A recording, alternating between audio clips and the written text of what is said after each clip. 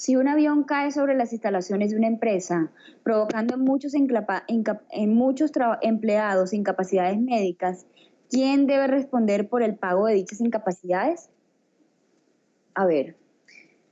yo sé que la respuesta a esta pregunta de pronto puede generar algunas confusiones porque para algunos, y lo he podido escuchar, para algunos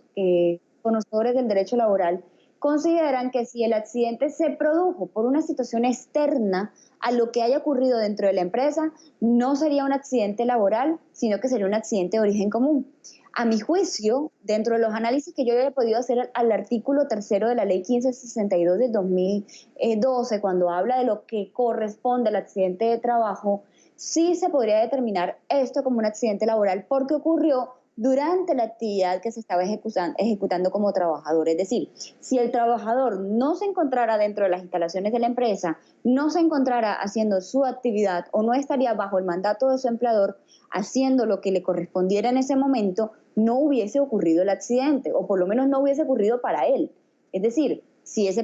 día el trabajador estaba de permiso y el accidente fue fuera de las instalaciones de la empresa y no tenía nada que ver con las órdenes que le ejecutaba su empleador, es decir, no estaba en misión, no estaba bajo una actividad desplegada de su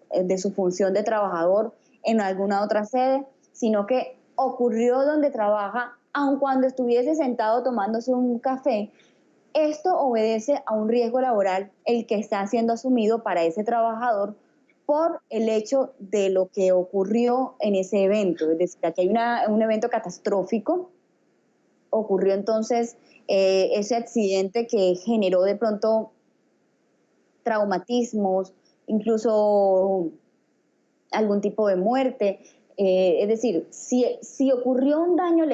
demasiado lesivo o incluso mínimo, se debería considerar como accidente laboral. Y en ese evento, quien debe responder es la aseguradora en riesgos laborales. Es el mismo ejemplo de lo que ocurre con aquel empleado que llegó a las instalaciones de la empresa, no ha firmado contrato, se presentó, le están diciendo que sí, tiene que ir al día siguiente a ejecutar la actividad y resulta que estando allí, pues sufre también el accidente de trabajo porque se cayó de algunas escaleras dentro de la empresa. El problema va a ser hasta qué punto va, obviamente, a responder la aseguradora en riesgos laborales, porque entendamos que la afiliación sí tuvo que haberse hecho un día antes, pero aplicará a partir del día siguiente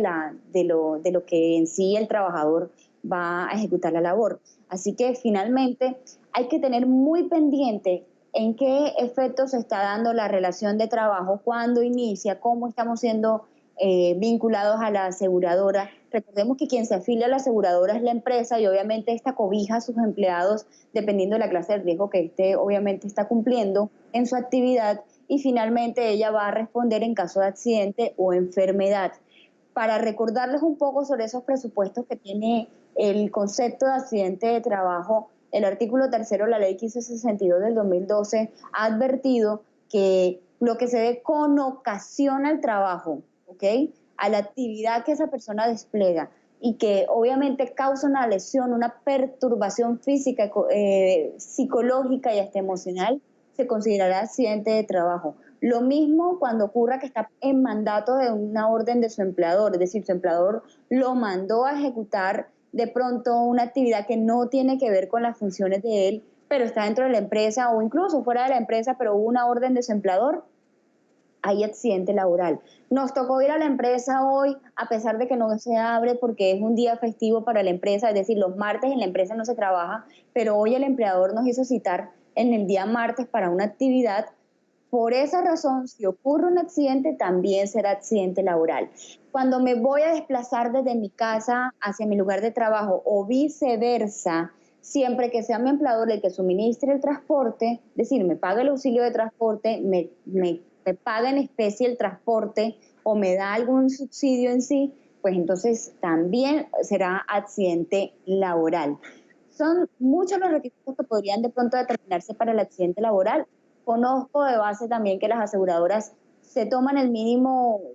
detalle para poder eximirse de responsabilidad con el pago de estas prestaciones, pero no está de más que se instruyan y que se documenten muy bien al momento de reflejar que todo lo que tenga que ver con